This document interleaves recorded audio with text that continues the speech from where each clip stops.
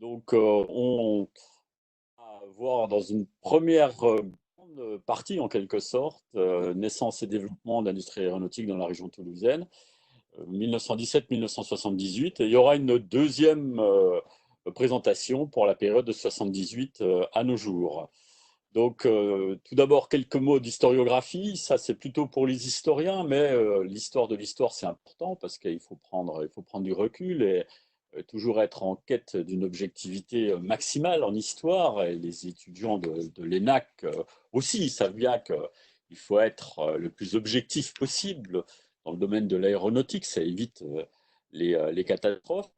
Alors, en gros, la question, la problématique, c'est pourquoi l'aéronautique s'est développée à Toulouse. Pourquoi aujourd'hui, Toulouse, on peut le dire, un peu à cause malheureusement des déboires de Boeing, Toulouse est devenue la capitale mondiale de l'aéronautique, même si en ce moment c'est beaucoup plus calme aussi à Toulouse.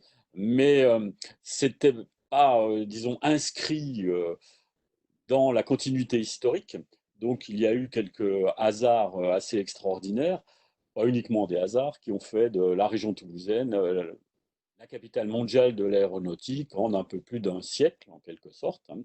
Alors bien sûr, on peut discuter de capitale mondiale. Ce qui me permet d'avancer l'idée de capitale mondiale, c'est que en fait, Toulouse est aujourd'hui, à la différence de Seattle, le seul site où on a à la fois une concentration de production, d'études, etc., mais aussi le centre décisionnel, c'est-à-dire que le siège social opérationnel d'Airbus est à Toulouse désormais, alors que le siège social de Boeing, donc pour l'aviation civile, hein, donc le grand rival en quelque sorte, n'est plus à Seattle, mais à Chicago, comme vous le savez. Donc c'est assez récent. Et donc, d'ailleurs, ça fait partie des grands débats autour de la recherche des causes de la catastrophe du 737. Donc, Toulouse, par son importance, mérite bien sûr qu'on se penche sur son histoire pour essayer de mieux comprendre les étapes de cette réussite. Et si on simplifie à l'extrême le débat historiographique, en gros, il y a deux historiographies qui s'affrontent pour expliquer le succès du site toulousain, ou au moins son démarrage. Il y a une historiographie, on va dire un peu classique, qui est venu souvent d'historiens qui ne sont pas toulousains d'ailleurs, qui sont plutôt des historiens, comme on dit à Toulouse, du nord de la France. Mais le nord commence tôt, hein. À Toulouse, ça commence pratiquement à partir de l'Aveyron. Donc, attention. Et cette théorie classique, cette historiographie classique dit qu'en fait, Toulouse a reçu un cadeau de l'État français pendant la Première Guerre mondiale, puisqu'il fallait développer une industrie aéronautique loin du front. Et donc, il fallait choisir une grande ville du sud de la France pendant cette Première Guerre mondiale pour produire des avions, plus exactement pour produire sur plan des avions. Donc, on n'a pas inventé l'avion à Toulouse, loin de là. Et donc, ce serait uniquement ce rôle de l'État qui serait à l'origine du démarrage de l'industrie aéronautique à Toulouse. Alors, c'est réducteur. Alors, en face de cela, on a une historiographie toulousaine, alors qui n'est pas exempte non plus de petits défauts, puisqu'elle va être des fois un petit peu chauvine, en quelque sorte, cette historiographie toulousaine. Alors moi-même, je ne suis pas toulousain, donc j'en parle assez librement. Donc cette historiographie toulousaine, elle insiste plutôt sur Clément Ader, par exemple, qui serait le premier à avoir volé, qui aurait inventé l'avion, du moins le mot avion. Et ainsi, ce serait logique que Toulouse soit aujourd'hui devenu ce pôle aéronautique. Alors là aussi, il faut faire très attention parce que Clément Ader, donc, d'ailleurs, il n'est pas tout à fait de Toulouse, hein, il est du Murtin, la région de Muret.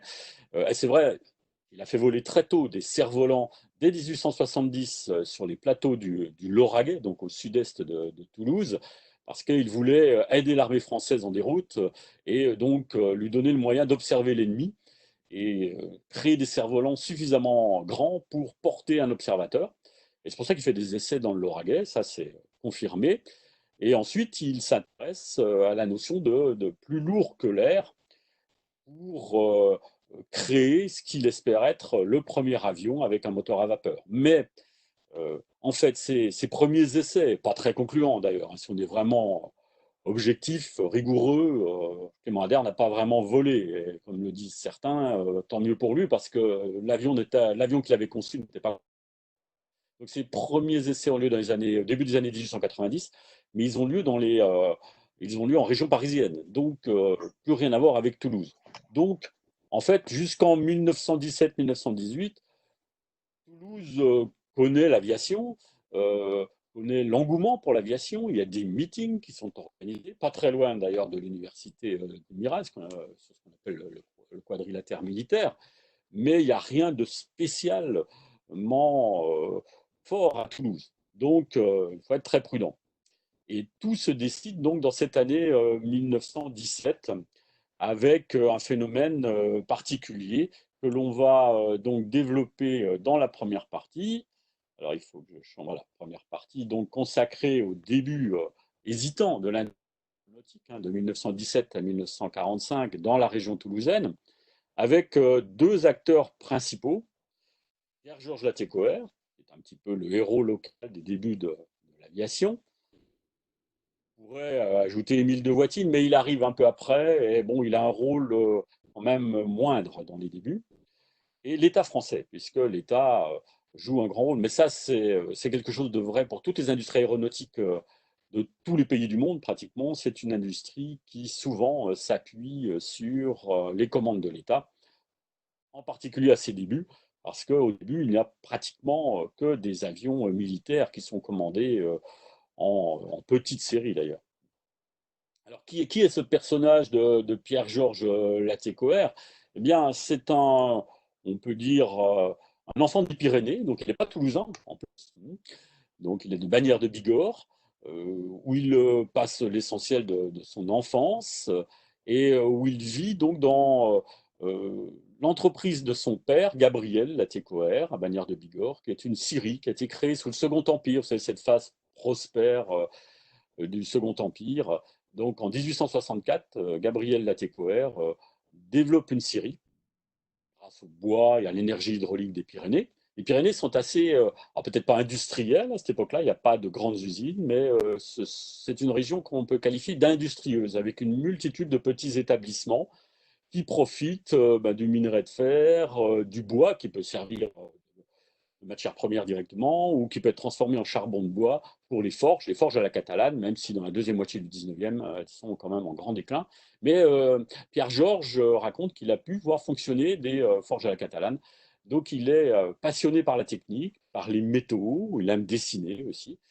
Donc c'est le fils donc d'un capitaine d'industrie assez ouvert, assez dynamique, parce que cette entreprise familiale et donc on est dans le 1.1, comme vous l'avez deviné. Cette entreprise familiale se développe assez vite, tout simplement parce que l'intelligence de Gabriel Latécoère, donc le père de Pierre-Georges, et de sa mère Jeanne aussi, qui est associée aux affaires, c'est important, la pérennité de l'entreprise, parce que euh, Gabriel Latécoère décède en 1905, donc très tôt.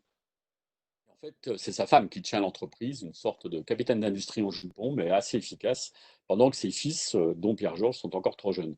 Donc, l'idée de Gabriel Latécoère, le père de Pierre-Georges, c'est de ne pas se contenter de produire des planches dans sa scierie, mais d'essayer d'avoir plus de valeur ajoutée, donc d'être plus technique dans ses fabrications. Donc, il va développer des huisseries, il va développer une fabrication entre de parquets, mais aussi de charpentes, etc., etc. Et cetera. Et surtout, étape essentielle, il va produire, et là le marché est gigantesque à partir du Second Empire, les structures en bois des wagons. Pas le châssis qui est en métal, mais la structure qui vient s'installer sur le châssis. Et donc ça, c'est un grand succès. Et là, l'entreprise prend de l'ampleur. Et Pierre-Georges, donc, y est étroitement associé et il fait des études brillantes. Il est envoyé au lycée Louis-le-Grand, donc à Paris, où il prépare le concours d'entrée à l'école centrale. Il réussit, où il entre en 1903. Et là, c'est surtout grâce à ses notes en dessin industriel, d'ailleurs, qu'il est repéré. Et il s'intéresse aussi beaucoup aux nouveaux métaux, aux alliages légers, comme les alliages d'aluminium, le duralumin en particulier, que ma collègue Magali Brunet et Taufa aussi connaissent bien. Donc, c'est cet intérêt qui fait de lui un personnage clé dans cette aventure industrielle débutante. Mais son père décède en 1905, donc il doit faire des allers-retours entre Paris et Bagnères de Bigorre pour réussir à aider sa mère à développer l'entreprise. Euh, c'est aussi un étudiant qui a de multiples facettes, hein, visiblement, Pierre-Georges. Il aime beaucoup lire également, il se passionne pour la littérature. Il aime bien faire la fête aussi avec ses camarades, souvent fils de grands industriels de l'Est et du Nord de la France. Donc il se constitue un réseau. Euh, donc ça, c'est pas négligeable également pour comprendre la suite de l'aventure industrielle. Et cette aventure industrielle prend une toute dimension, déjà parce que l'entreprise la TECOR obtient des commandes importantes des grandes compagnies ferroviaires et décide de s'installer à Toulouse et pas seulement à Bagnères de Bigorre, parce que Bagnères de Bigorre, c'est quand même un petit peu difficile d'accès. Et pour livrer les wagons, il vaut mieux être à proximité d'une gare importante. Et en l'occurrence, celle de Toulouse fait partie du réseau vraiment national.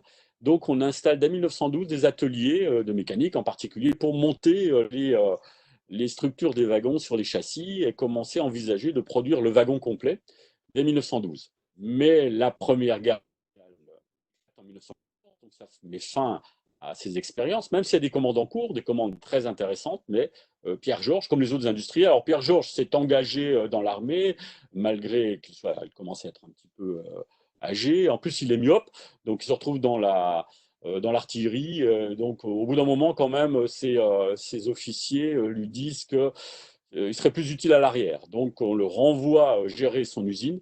Et là, il développe donc une production de munitions hein, que vous pouvez. Alors, Nathan Bonhomme veut annoter le contenu partagé. Oui, je sais pas. Qu'est-ce que tu en penses, Olivier? J'ai une demande là qui apparaît sur l'écran. On va faire comme ça. Il y a le chat, hein, monsieur, si vous voulez mettre des choses. Donc, la Première Guerre mondiale éclate. Il produit donc des munitions dans des ateliers en particulier situés du côté de la route de Revel, donc toujours au sud-est de Toulouse, hein. Il y avait eu un premier atelier au Pont des Demoiselles, mais avec quelques accidents. Donc, on l'a éloigné l'usine un peu. Elle se retrouve route de Revel. Et Pierre Georges continue à négocier des contrats pour l'après-guerre, des contrats de wagons, parce que lui, bien sûr, sa grande spécialité, ce sont les wagons et c'est plein d'avenir. Et il obtient d'énormes commandes. Le seul problème, c'est que ces commandes, c'est pour l'après-guerre. Et lui, son rêve, comme beaucoup d'ingénieurs, et en particulier centraliens, c'est de construire une toute nouvelle usine parce que ces ateliers de la route de Revel, comme ceux des Ponts des Demoiselles, sont des ateliers quand même assez sommaires. Et donc, je vois que Nathan Bonhomme a trouvé la solution, je le vois sur le chat. Bon, pas de problème. Donc, son objectif, c'est de construire l'usine de ses rêves. L'usine Il y a 4000 Raffinol. employés, frérot, pour un peu. Ah, oui, c'est bon. Donc, pour cela, il faut qu'il décroche un gros contrat, une grosse commande. Et là, donc ça peut être qu'une commande d'État pendant la Première Guerre mondiale, parce que si il fournit quelque chose d'important à l'État français, à l'armée française en plein conflit, on lui avance l'argent pour construire une nouvelle usine. Donc il actionne, il active son réseau, et en particulier Louis Loucheur, le ministre de la Guerre, qu'il connaît bien, avec qui il partage différentes passions, dont une passion pour la culture allemande, ce qui n'est pas courant à cette époque-là. Donc, il discute beaucoup avec Louis Loucheur, mais le problème, c'est que toutes les commandes de wagons pendant la guerre sont déjà en route et elles sont en quelque sorte monopolisées par des grandes entreprises, beaucoup plus grandes que celles de Pierre-Georges. Mais on manque d'avions, et en particulier d'avions de reconnaissance, d'avions d'observation. Il y a une entreprise parisienne qui s'appelle Samson, qui n'arrive pas à produire un nombre suffisant d'avions dans ses ateliers parisiens, parce qu'elle produit aussi des moteurs d'avions, cette entreprise, d'origine suédoise d'ailleurs, hein. Et donc, on propose à Pierre-Georges de produire sur plan ces avions à Toulouse, dans une nouvelle usine qu'on lui finance, et à lui de relever ce défi. Alors, il a jamais produit l'avion, hein. Voilà l'avion qu'on lui demande de produire. Donc c'est le Samson 2A2. C'est un excellent avion d'observation qui va pratiquement à 200 km par heure, qui peut monter jusqu'à 6000 mètres. Donc c'est le biplan typique.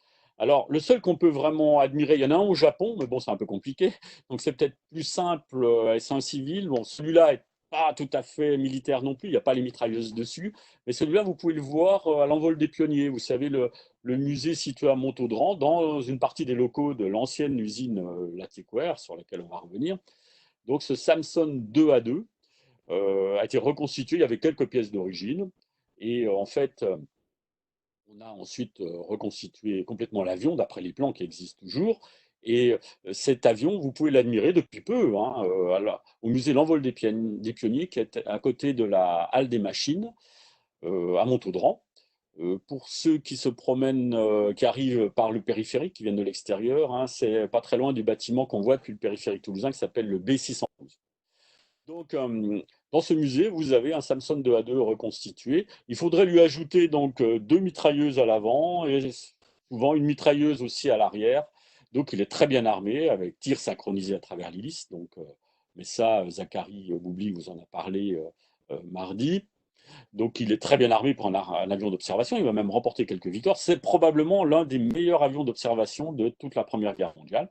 Et l'État français en commande 1000 à Pierre-Georges Latécoère, en plus de ceux commandés déjà chez Samson proprement dit, parce que l'observation dans cette guerre de tranchées, hein, on est toujours en guerre de tranchées en 1917, c'est la clé de la victoire. Ça permet de voir où l'ennemi a des points faibles et puis aussi de voir où l'ennemi concentre des troupes pour une attaque.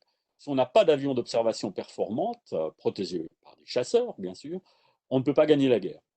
Donc c'est un secteur stratégique. Et Pierre-Georges Latécoère, qui n'a jamais construit d'avion de sa vie, qui n'est jamais monté dans un avion même, accepte, hein, parce que c'est la perspective de se voir financer une nouvelle usine. Et c'est ça qui lui plaît énormément. Donc il bénéficie de cette commande et on lui avance une somme considérable pour l'époque pour financer sa nouvelle usine, qui est l'usine de Montaudran, au sud-est de Toulouse. Voilà, pareil, dans le prolongement un peu toujours de la route de Revel. Voilà l'intérieur de la grande halle, comme on peut la voir. Je crois que j'ai une vue aérienne là aussi. Et dans l'encadré, vous avez une petite vue des bâtiments actuels qui existent toujours. Voilà les grandes halles. Sur la diapo précédente, on a l'intérieur de ces grandes halles qui sont en cours de transformation. Elles ont été inscrites à l'Inventaire du patrimoine. Elles sont donc protégées. Elles vont accueillir des associations artistiques, etc. Mais le musée L'Envol des Pionniers, lui, n'est pas dans la grande halle, hein, il est dans des ateliers annexes de ce site. Donc on voit les Samson 2A2 en cours d'assemblage dans cette grande halle, fabriquée sur plan. Et on a alors l'aile de l'avion, d'où la photo a été prise, hein, parce qu'il faut bien comprendre que l'observation, elle se faisait au début de manière assez archaïque. On lançait des messages par rapport à ce qu'on avait observé.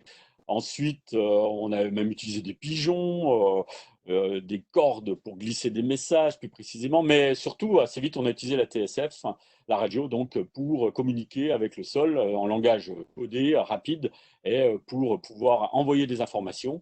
Ça sert aussi à guider les tirs d'artillerie, hein, pour être plus précis, parce que l'artillerie tire au-delà de l'horizon, et donc sans avion d'observation, l'artillerie est aveugle.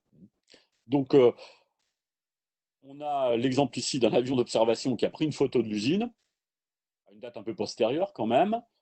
Et ce qu'il faut savoir, c'est que la voie ferrée, on ne la voit pas très bien, elle est ici, et que la piste, alors elle est masquée, hein, parce qu'il y a d'autres bâtiments là, des usines Latécoère, et la piste est devant les usines. C'est-à-dire que le défi de Pierre-Georges Latécoère, c'est de produire des avions. Alors certains sont envoyés en caisse pour être assemblés par l'entreprise Samson à Paris, mais la majorité des avions doivent décoller devant l'usine et être livrés directement sur le front. Donc c'est un test essentiel, puisque l'industrie aéronautique, l'avantage, c'est que vous savez tout de suite si vous avez réussi ou pas. Donc les premiers avions décollent sans problème, elles sont livrées. Donc c'est un succès. Et Pierre-Georges donc produit plusieurs avions par jour et finalement en produit 600 sur les 1000 prévus. Mais la production est interrompue, c'est normal, par la guerre.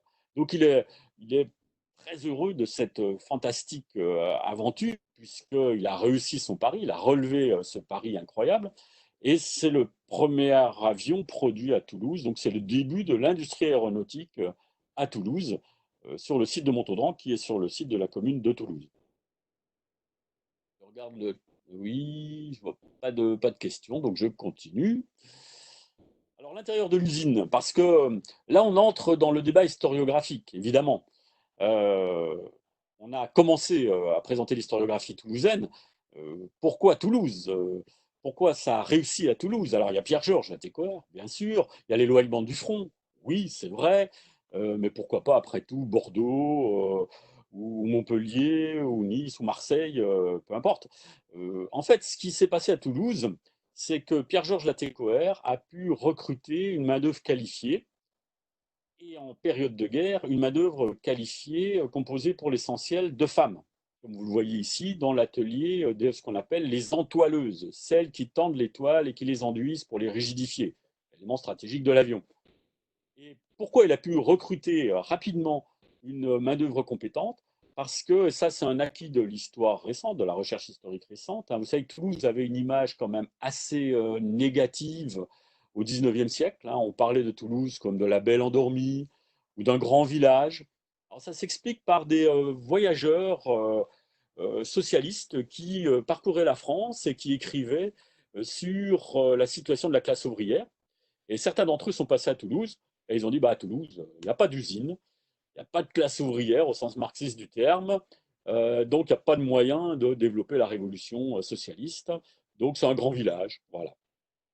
Les historiens sont quelque temps contentés de cette présentation, sauf qu'il y avait quand même quelques soucis, puisqu'en fait, Toulouse passe quand même pendant le 19e siècle de 50 000 à 150 000 habitants. Donc déjà ça, quelque part, ça ne peut pas s'expliquer par une ville qui en plus a perdu son statut de capitale de toute une région avec son parlement, puisque c'est devenu une simple préfecture du département de la Haute-Garonne suite à la Révolution française.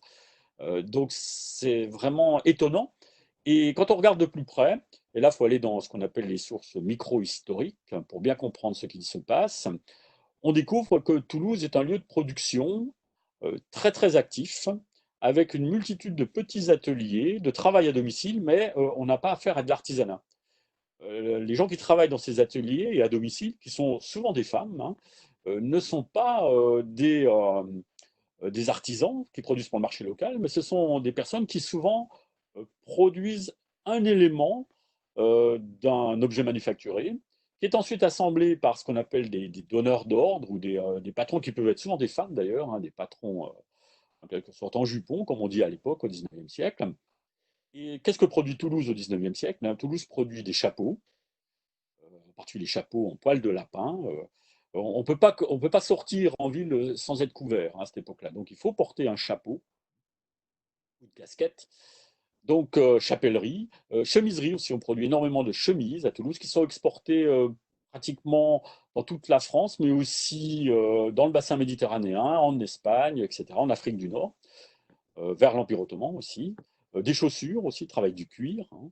Donc il y a une division du travail, une sorte d'industrialisation douce, pratiquement invisible, puisqu'il n'y a pas de grandes usines, mais une division extrême du travail qui permet de réduire les coûts.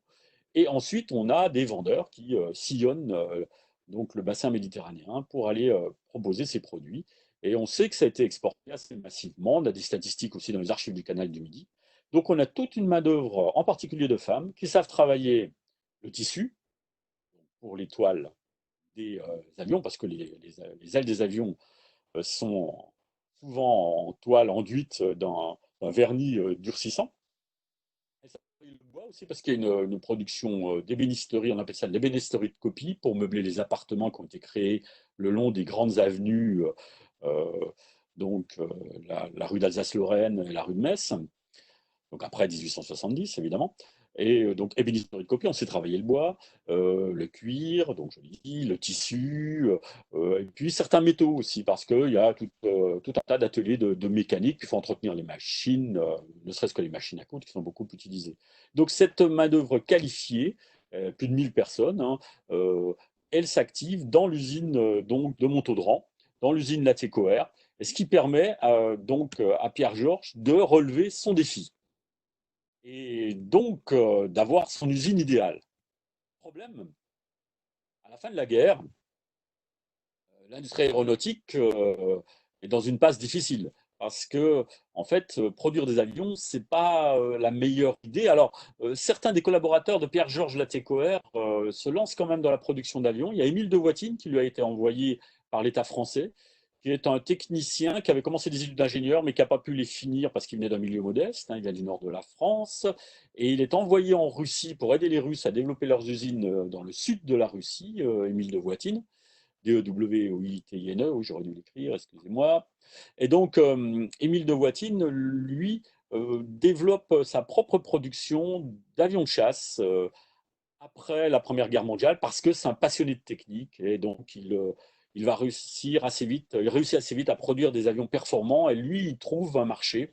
Il vend d'ailleurs ses avions, souvent ses licences pour produire ses avions jusqu'au Japon d'ailleurs.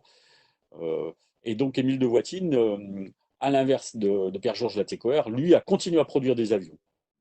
Mais Pierre-Georges, lui, comprend bien que produire des avions, c'est très risqué. Il y en a des milliers à vendre pour un franc symbolique dans toute l'Europe occidentale, après la fin de la guerre. Mais il a été en quelque sorte fasciné par l'aviation, même s'il ne pilote pas. Hein, et il pense que l'avenir, c'est l'avion et pas le train. Donc il laisse tomber le train et la production des wagons et il décide de développer le transport aérien. Et pour cela, il décide de transformer, alors, des Samson 2A2, mais le Samson 2A2 est quand même un avion un peu léger, un peu fragile. Et donc il lui préfère assez vite, c'est ce que vous voyez à l'image, la transformation de bombardiers monomoteurs, mais plus gros, plus puissants, les fameux Breguet 14, hein, Breguet sans accent, hein, qui sont des avions qu'on peut modifier, agrandir. Et son rêve, c'est de développer donc des lignes aériennes. Et pour cela, il obtient le soutien de l'État, puisque l'empire colonial français est à son apogée, hein, récupérant une partie d'ailleurs de l'empire colonial allemand, même si c'était modeste, hein, mais avec des territoires comme le Togo, une partie du Cameroun, etc. Plus des mandats sur ce qui appartenait à l'empire ottoman. Donc, euh, la France est à l'apogée de son empire colonial et elle a besoin d'avions parce que, en fait, cet empire colonial, il faut pouvoir l'administrer. Et pour l'administrer de la manière la plus efficace, il faut que les avions soient utilisés parce que c'est le moyen le plus rapide. Et Pierre-Georges Latécoère en a bien conscience. Donc, lui, il développe un projet en direction, comme vous le voyez, de l'Espagne, puis du Maroc, avec des perspectives euh, vers le Sénégal. Ça s'appelle les lignes Latécoère. Euh, donc il faut faire attention parce que ils ont encore fait la même erreur dans le reportage sur Arte tout à l'heure. Hein. Je ne sais pas si vous l'avez regardé, mais c'est pas l'aéropostale. L'aéropostale c'est 1927, hein, donc avec un A majuscule. Hein. L'aéropostale, donc c'est anachronique de parler de l'aéropostale en 1918-19. En fait, ce sont les lignes Latécoère jusqu'en 1927, qui est une entreprise de transport aérien, alors qui transforme des avions. Voilà la première étape. Donc c'est quand l'Atecoère arrive à Barcelone. Alors il n'est pas tout seul, hein, c'est pas lui qui a piloté l'avion, hein, il est là, hein, son pilote là, est derrière. Et donc cette affaire débute modestement. Alors là, on a encore un Samsung 2A2 qui est utilisé. Et par étape, donc on va aller jusqu'au Maroc. Et l'idée, donc, c'est que on batte les records de vitesse des bateaux les plus rapides. Et ça, c'est fait, puisque ce qui est célèbre, c'est que Pierre-Georges Latécoère apporte un bouquet de violettes encore fraîches à la femme de Lyotet, qui est le grand administrateur du protectorat marocain. Et il le fait parce que l'avion par étape arrive en moins de 24 heures au Maroc, alors que les bateaux les plus rapides qui passent donc par l'Atlantique mettent 4 jours. Donc forcément, là, c'est une victoire de l'avion sur le bateau très nette. Et ce qui est intéressant aussi, c'est que Pierre-Georges continue quelque part un peu à produire des avions en modifiant les avions qu'il connaît, qu'il peut acheter. En particulier le fameux Breguet 14, transformé, voilà, et rebaptisé l'AT6, hein, l'AT pour l'AT-Coeur, hein, qui devient un transport de courrier et de quelques passagers. Alors, courageux, hein, parce que vous le comprenez bien, les passagers sont ici. Les pilotes préfèrent piloter à l'air libre, hein, donc est à l'extérieur et la communication entre les deux est pratiquement impossible avec le bruit du moteur. Donc les passagers, les rares passagers, qui sont en fait souvent des administrateurs de l'empire colonial ou des employés des lignes aériennes Latécoère. Hein, rarement, aucun touriste, hein, c'est trop dangereux. Il y a beaucoup d'accidents. Hein. Là, j'avais noté les pertes sont considérables puisque la compagnie des lignes Latécoère, entre 1919 et 1922, perd 12 pilotes et mécaniciens. Donc il y a quand même beaucoup d'accidents, beaucoup de crashs. Mais la compagnie se développe contre vents et marées avec le soutien financier de l'État. Cette compagnie ne peut pas être bénéficiaire et elle transporte essentiellement quand même du courrier postal, du courrier officiel, bon, du courrier privé aussi, mais surtout du courrier officiel. Alors, cette affaire n'est pas rentable sans le soutien de l'État, hein, il ne faut pas l'oublier. C'est-à-dire que, en fait, mais comme dans tous les pays, hein, KLM aussi, Emma pourra me dire si elle n'est pas d'accord, si elle nous entend, parce que je crois qu'elle ne nous entendait pas tout à l'heure, j'espère qu'elle nous entend maintenant. Euh, KLM qui a été créée en 1919, hein, qui est la plus ancienne compagnie qui existe encore aujourd'hui, sur laquelle Emma va faire son master d'ailleurs. Je vous entends, c'est bon. Merci Emma, super. Donc, bienvenue. Donc, l'idée, c'est de profiter de ces subventions de l'État pour continuer à développer les lignes avec des projets de plus en plus ambitieux et entre autres le projet d'avoir une compagnie qui soit la plus puissante du monde. C'est vrai que les lignes Latécoère, si on prend la date de 1922, en 1922, c'est la première compagnie aérienne internationale au monde, les lignes Latécoère. Elle possède 75 avions, 22 pilotes, 120 mécaniciens, assistants mécaniciens, mais les pilotes doivent être mécaniciens aussi parce que quand ils sont obligés de faire des atterrissages forcés, il faut qu'ils soient capables de réparer l'avion. Donc, plus de 3000 km de ligne, donc c'est déjà pas mal. Mais Pierre-Georges est encore plus ambitieux, secondé par Émile de Watine, mais aussi, enfin non, plus Émile de Watine à ce moment-là, pardon, Marcel Moine, qui lui a été envoyé aussi comme ingénieur. Hein. Et le grand projet, c'est de développer des lignes aériennes en Amérique latine pour développer l'influence française en Amérique latine. Alors, évidemment, il y a aussi les Antilles et la Guyane, mais là, on passe des accords donc avec le Brésil et l'Argentine et on développe une ligne côtière hein, dont on va bientôt fêter les 100 ans. Il y a un documentaire en préparation auquel on travaille d'ailleurs avec un cinéaste. Donc la ligne Rio-Buenos Aires. Vous voyez que c'est un Breguet 14, hein, là, qui est, enfin deux Breguet 14 à l'image. Et donc, le réseau aérien sud-américain est en grande partie développé par la TECOR. Attention, la traversée de l'Atlantique Sud se fait en bateau hein, pour le moment, jusqu'en 1930.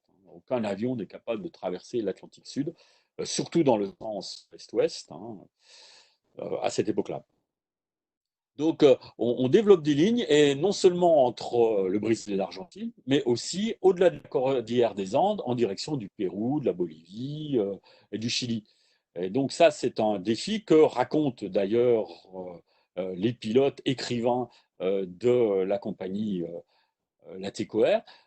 C'est Vol de nuit, bien sûr, de Saint-Exupéry, qui était un des pilotes, pas le tout premier, hein, il y en a eu d'autres avant lui, mais Saint-Exupéry, donc, c'est celui qui a laissé le plus de traces, puisqu'il a raconté ces vols très difficiles au-dessus de la cordillère des Andes, entre autres.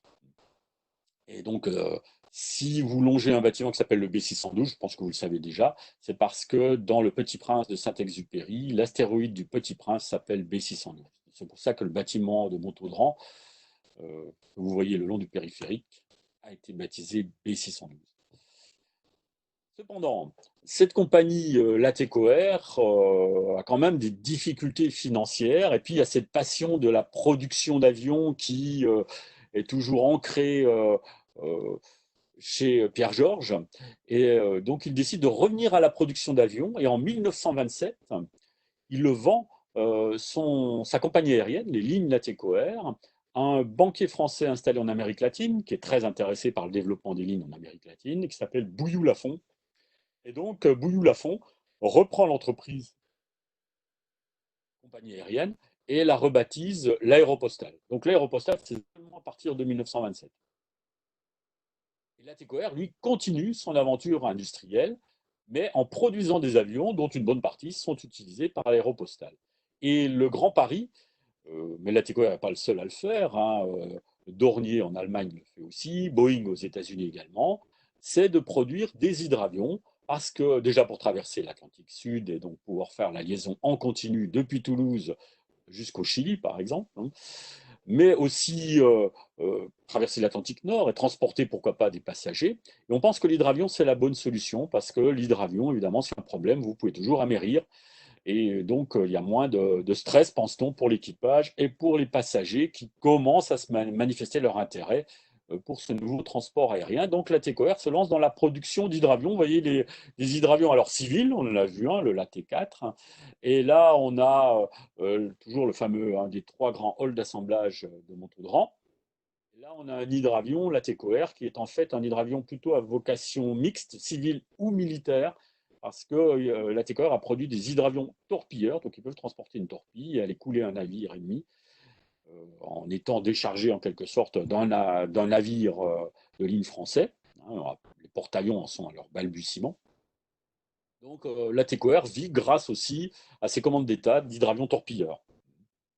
Les hydravions civils, eux, étant achetés par les compagnies aériennes, en particulier l'Aéropostale. Donc il y a toute une production d'hydravions.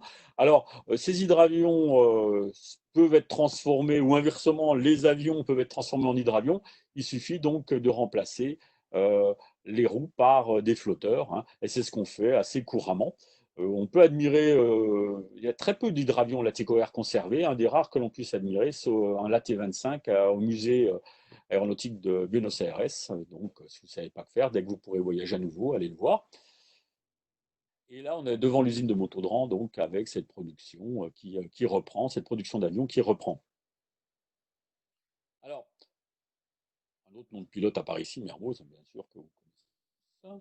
Donc, l'aéropostale utilise ces hydravions et développe des lignes un réseau assez impressionnant, comme vous le voyez, puisqu'à partir de 1930, Mermoz a fait une traversée de l'Atlantique Sud, hein, entre Saint-Louis et, euh, et Natal, donc au Brésil. Ensuite, les lignes se sont développées considérablement. Donc, il y a là toute une entreprise qui passe commande d'hydravions. Et on décide de construire des hydravions de plus en plus grands pour transporter des passagers. L'un des projets qui aboutit avant la Deuxième Guerre mondiale, c'est le LAT-611. Hein. Alors bien sûr, on me dirait ces hydravions, ils ne sont pas produits à Toulouse. Là, si, ils sont produits en éléments séparés à Toulouse, transportés par la route et réassemblés dans des ateliers que la TECOR a développés à Biscarrosse, sur l'étang de Biscarrosse, parce que l'étang de Biscarrosse, c'est une surface donc, qui n'est pas agitée, protégée donc, des vagues de l'Atlantique. Et c'est idéal donc, pour lancer les hydravions, faire les premiers vols d'essai, et les faire amérir, les tester en quelque sorte. Bon, il y a d'autres étangs qui ont été utilisés, mais l'étang de Biscarrosse est le principal. Et d'ailleurs, il y a un musée d'hydraviation à Biscarrosse, à côté de l'ancienne base d'hydraviation Latécoère. Donc, vous pouvez, malheureusement, il n'y a pratiquement pas d'avions conservés dedans, mais il y a des éléments intéressants d'iconographie, etc., dans ce musée d'hydraviation. Et le projet, bien sûr, phare, le projet le plus connu, mais il n'y a qu'un prototype qui est construit au début de la Deuxième Guerre mondiale et qui est confisqué par les Allemands, bombardé par les Alliés et qui disparaît.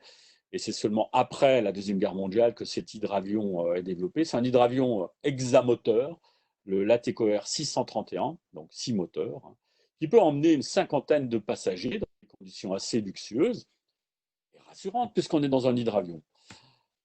Et donc, la France, et en particulier la compagnie Air France, qui a été créée en 1933, mais qui se développe beaucoup après 1945, utilise ces hydravions sur ces lignes en direction de l'Afrique, bien sûr, mais aussi de l'Indochine, comme vous l'avez vu ici, hein, des escales, hein, des Antilles et l'Amérique latine, marché classique. On fait de la publicité pour ces hydravions. Hein, la compagnie Air France née en 1933, surtout active après la publicité d'après 1945. Donc vous avez une vue en coupe de l'hydravion l'AT631. Alors c'est pour les Happy Few, hein, évidemment, c'est très très cher. Hein, il n'y a qu'une cinquantaine, grand maximum de passagers. On peut dormir dans l'avion, jouer aux cartes, fumer. Il y a un vrai restaurant, des salons, etc. Et l'équipage, les pilotes, etc., eux, sont sur le pont supérieur. Donc, c'est du transport de luxe. Et malheureusement, il y a une dizaine d'hydravions, la T631 qui entrent en service, et la moitié finissent euh, de manière désastreuse, y compris avec les passagers souvent, en s'écrasant en mer. mais c'est vrai aussi pour Dornier, c'est vrai aussi pour les hydravions géants Boeing, l'hydravion, c'est en fait un mauvais choix. Parce que tout simplement, l'hydravion est un mauvais avion qui vole bas, qui est peu manœuvrable, qui est lourdeau, donc il consomme aussi beaucoup parce qu'il vole à basse altitude. Et puis c'est un très mauvais navire aussi. Si la mer n'est pas parfaitement calme, vous ne pouvez pas amérir. Donc les amérissages en catastrophe, ça, c'est pas possible. Et en général, quand l'hydravion a des difficultés, c'est que la mer est très agitée aussi en dessous. Et donc là, après une série de catastrophes, les hydravions, la T-631, sont interdits de vol. Ils sont utilisés un petit peu par l'armée pendant quelques temps, mais finalement, on abandonne ces hydravions. Et c'est la fin de l'aventure aéronautique pour la TECOR, qui a failli disparaître dans cette affaire-là. Et aussi à cause d'autres difficultés, plutôt politiques, celle-ci, puisque Pierre-Georges Latécoère est quand même, surtout à la fin de sa vie, un homme assez conservateur, un industriel qui s'est fait à la force du poignet, et donc il est totalement contre les nationalisations de 1936, alors qu'Émile de Voitine, qui a développé ses propres usines, on y reviendra, à Toulouse, lui est plus souple, mais Pierre-Georges Latécoère, lui, a refusé donc les nationalisations du Front populaire. Il avait le droit d'ailleurs, et donc il a continué son entreprise privée. Il a dû abandonner d'ailleurs ses usines de Montaudran et s'installer ailleurs. Et donc, ça a contribué aussi à ces difficultés. Et aussi dans l'après-Deuxième Guerre mondiale, quand de nouveau il y a eu confirmation des nationalisations avec la Société nationale donc des constructions aéronautiques du Midi, puis celle du Sud-Est, puis celle du Sud-Ouest. C'est assez compliqué cette histoire des grandes entreprises nationales, mais la TECOR continue à exister comme entreprise privée. Mais assez rapidement, la TECOR, dans les années 50, doit abandonner la production d'avions et essaye de survivre en produisant un peu toutes sortes de choses, des missiles, des éléments pour les auto électriques, etc., etc. Donc il y a eu toutes sortes de choses produites. Et ensuite de la sous-traitance aéronautique quand les programmes comme Caravelle commencent à prendre leur envol. Et c'est comme ça que la TECOR bascule dans la sous-traitance, mais ne produit plus d'avions. Alors, qui produit des avions à Toulouse? Eh bien, c'est Émile de Voitine, en fait, dont on a déjà évoqué le nom. Émile de Voitine, donc, lui, euh, c'est un passionné de technique et d'avions de performance. Donc, dès 1920, il produit un chasseur assez performant, le D1.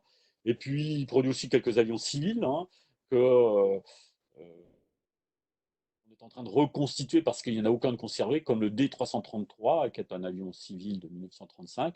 Et il est surtout connu, Émile de Voitine, pour le D520, qui est le meilleur chasseur français au début de la Deuxième Guerre mondiale, le seul chasseur capable de s'opposer au Messerschmitt Bf-109 allemand, et en obtenant d'ailleurs un certain nombre de victoires. Et cet avion était moins rapide, moins puissant que le Messerschmitt, moins puissamment armé aussi que le Messerschmitt Bf-109, mais très très maniable, ce qui lui a permis donc de remporter ses victoires et d'affaiblir la chasse allemande avant la bataille d'Angleterre. Donc quelque part, ça a contribué à la victoire anglaise, puisqu'il y a eu quelques centaines d'avions allemands quand même qui ont été abattus. Mais là aussi, l'historiographie a été souvent longtemps sévère parce qu'on ne voyait pas ces victoires, elles avaient lieu à très haute altitude. Et donc, on a pensé que l'aviation française était totalement absente, ce qui n'était pas le cas en fait. Mais malheureusement, il n'y a pas eu assez de Watine D520 produits ou armés à cause de tensions politiques. Ils n'étaient pas armés sur place dans la fameuse usine que Émile de Voitine n'a pu développer. Alors voilà le D520 en coupe.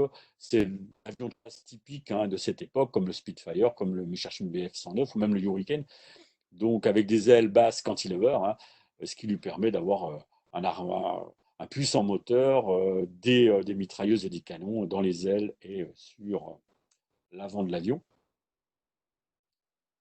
Donc ces usines de Voitine sont installées à Saint-Martin-du-Touche, dans des hangars qui ont disparu pour l'essentiel aujourd'hui. Et donc Émile de Voitine, lui, joue la carte de la collaboration avec l'État. Et en 1936, 37, 38, 39, et même 1940, et même au-delà, puisqu'il va collaborer avec le régime de Pétain et donc indirectement quand même avec le régime allemand. Les Allemands vont récupérer une partie de la production des De Voitine des 520. C'est pour ça qu'Émile de Voitine est mal connu, parce qu'il a eu droit à deux procès. un procès par le régime de Pétain parce qu'on a estimé qu'il n'avait pas produit assez de Voitine des 520, et puis après un procès à la Libération parce qu'on a estimé qu'il avait trop collaboré avec le régime de Pétain et les Allemands. Et donc il s'est exilé en Amérique latine où il a développé des avions pour l'armée, les armées d'Amérique latine, les forces aériennes d'Amérique latine. Il revient à Toulouse tardivement. Donc, et on a toutes ces archives aux archives départementales de la Haute-Garonne. Donc, si il y a un étudiant, j'ai déjà fait cette annonce, mais je la refais. S'il y a un étudiant de l'ENAC qui est passionné d'histoire et qui veut en même temps que son diplôme préparer un master histoire et patrimoine de l'aéronautique, master bilingue français-anglais unique au monde, qui a lieu dans notre université, il est le bienvenu parce que ces archives sont assez techniques et donc c'est bien d'avoir des connaissances techniques pour pouvoir écrire enfin une histoire objective d'Émile de Voitine, personnage assez extraordinaire, mais maltraité hein, par l'historiographie jusqu'à une date récente. Donc, toutes ces archives sont, en particulier techniques, sont ce qu'on appelle les ADHG, les archives départementales de la Haute-Garonne, à Toulouse. Donc cette usine, vous la connaissez, on y reviendra, hein, c'est à Martin-du-Touche. Donc l'usine est nationalisée, mais en fait, Émile de Voitine reste le directeur de l'usine. C'était sa condition. Il accepte d'être nationalisé, mais il continue à diriger l'usine. Et donc, c'est cette usine qui participe à la deuxième phase de notre présentation, la seconde partie, l'affirmation du pôle aéronautique toulousain de 1945 à 1978, avec Caravelle, Concorde et les débuts d'Airbus, début difficile.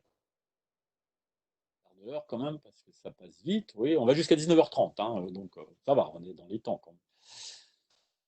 Donc, il y a des projets français qui sont développés à Saint-Martin-du-Touche, hein, parce qu'on veut que la France revienne dans la compétition internationale. Alors, il y a le Languedoc qui a été conçu avant la Deuxième Guerre mondiale, et même on a commencé à construire avant la Deuxième Guerre mondiale. Il y a aussi l'Armagnac, que vous voyez ici à l'intérieur de la nouvelle usine de Saint-Martin-des-Touches en construction. Là, on est en 1950, mais l'usine est en construction avant déjà. Oui. Donc là, on est en 1950, mais pas là. Donc cette arche en béton, vous la voyez quand vous atterrissez à Toulouse ou quand vous décollez de Toulouse. Hein, c'est de l'autre côté de la piste hein, par rapport à l'aéroport. Hein. Donc c'est en face de l'aéroport. Ça, c'est l'usine historique de Saint-Martin-du-Touche. Là, donc, ont été produits ces quadrimoteurs, mais dépassés techniquement, ce sont le Languedoc et l'Armagnac. Et donc, qui ont été, en fait, le premier, bon, une centaine d'exemplaires, mais pas tous vendus, et le deuxième, seulement une dizaine d'exemplaires, l'Armagnac vendu, parce que les Américains dominent totalement le marché avec des avions bien plus performants, parce que aussi ils bénéficient de clients. Les premières lignes aériennes rentables hein, ont été les lignes américaines entre la côte est et la côte ouest, avec les fameux DC-3, puis ensuite les premiers avions qui ont été pressurisés, les premiers Boeing pressurisés qui pouvaient voler donc plus haut, donc plus vite et en consommant moins de carburant. Donc les États-Unis avaient déjà une avance technique dans le domaine des avions civils avant la Deuxième Guerre mondiale, et bien sûr avec la Deuxième Guerre mondiale et les Boeing B-17 et B-29, cette avance s'accroît et ils écrasent le marché. Et les Européens, bon, les Allemands n'existent plus, hein, il n'y a pas d'Allemagne jusqu'en 1949. Les Britanniques bon, doivent se reconstruire, ils ont quelques projets, mais ils n'ont pas les débouchés suffisants. Et la France, elle, est en retard. Donc, il y a une volonté étatique, à nouveau, pour relancer cette industrie aéronautique française. Il y a des compétences, il y a des ingénieurs, donc, on finance un projet spécifique qui est un avion court moyen courrier adapté au marché européen, qui est la Caravelle, qui effectue son premier vol en 1955. Hein. C'est le premier, en quelque sorte, des réacteurs civils, en quelque sorte. Il y a eu des avions à réaction civile avant le Comet, en particulier avant la Caravelle, mais pas de cette taille-là, c'était des avions plus gros. Donc, elle est mise en service en 1958. Elle est produite pendant longtemps, vendue dans un certain nombre de pays. Mais sa production, alors c'est un demi-succès ou un demi-échec. Bien sûr, par rapport à l'Armagnac, une dizaine d'exemplaires vendus, 279 exemplaires vendus, la Caravelle, c'est beaucoup mieux. C'est un avion beaucoup plus moderne, compétitif. Mais le seuil de rentabilité pour les avions, en moyenne, si on simplifie à l'extrême, c'est 500 avions vendus pour commencer à gagner de l'argent. Vous voyez, la Caravelle, c'est un demi-succès, mais c'est aussi un demi-échec parce qu'on est un peu loin encore des 500 exemplaires vendus. Mais c'est un progrès. Et donc, en se fondant sur cette première réussite, l'État français avec l'arrivée en plus de De Gaulle. Donc, il y a un sentiment national fort, hein. La France sans la grandeur, c'est pas la France. Donc, il y a un projet de super Caravelle, un avion supersonique qui serait dérivé de la Caravelle et qui serait pour donc les longs courriers. Et cet avion, donc, De Gaulle décide qu'il faut le rebaptiser non pas Super Caravelle, mais Concorde, avec un E. Mais ce projet est extrêmement coûteux et on recherche donc des alliances. Et là, on entre dans le grand débat sur Concorde. Alors, c'est difficile d'écrire l'histoire de Concorde, hein, puisque, surtout à Toulouse, évidemment, hein, la ville de Concorde, où il a fait tous ses premiers vols, parce que Concorde reste un peu un mythe. C'est l'avion le plus connu au monde, hein, tout le monde reconnaît Concorde au premier coup d'œil. C'est le seul projet supersonique qui a vraiment réussi. Mais en même temps, il y a toute une mythologie autour de Concorde. Et si vous regardez les livres qui ont été publiés sur Concorde, il y en a plus de 100, dont plus de 50 en français et plus de 50 dans 30 à 40 langues différentes.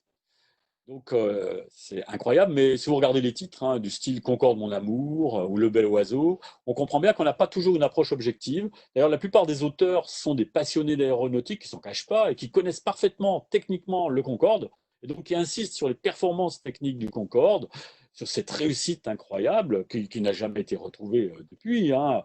On était à New York en partant de Paris en 3h30, hein, donc, alors j'ai noté, oui, je prends un ouvrage qui donne les heures exactes, si vous voulez comparer avec ce que vous vivez aujourd'hui, si vous voulez aller à New York. Enfin, en ce moment, c'est difficile, mais voilà. Donc, 3h26 également seulement de vol, donc 2h54 en vol supersonique, hein. C'est-à-dire qu'on pouvait décoller chaque matin de Paris à 11h15 du matin, donc pas trop tôt, c'est bien, et arriver avec le décalage horaire et le vol à plus de Mach 2 à 8h41 à New York pour l'ouverture des bureaux ou des magasins, selon vos goûts, à bord du Concorde. Donc, ça fait rêver aujourd'hui. Et c'est vrai que ça contribue à faire de Concorde une sorte d'objet intouchable.